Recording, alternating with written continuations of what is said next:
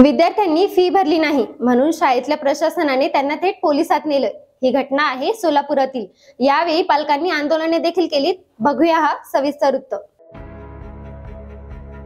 सोलापुरात संतापजनक प्रकार उघडकीस आलाय। शाळेची फी न भरल्याने शाळा प्रशासनाकडून विद्यार्थ्यांची थेट पोलिसात रवानगी करण्यात आली आहे। सोलापुरातील एक इंग्लिश शाळेने फी न भरल्याने विद्यार्थ्यांना पेपर सोडवण्यापासूनही वंचित ठेवल्याचा आरोप पालकांनी केलाय।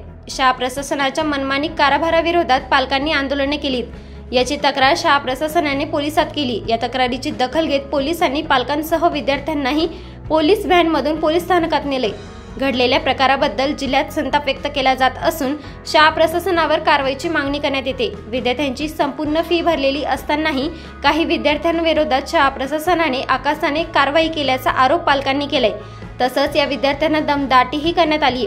वास्तविक शाळेच्या मनमानी कारभाराची तक्रार शिक्षण मंत्र्यांकडे करण्यात आली। याचा राग मनात धरून शाळा प्रशासनाने विद्यार्थ्यांना दमदाटी केल्याचा आरोपही पालकांनी केलाय।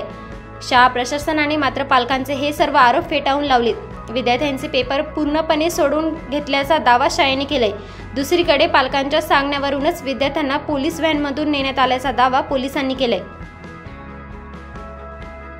ब्युरो रिपोर्ट, सप्रेम मराठी।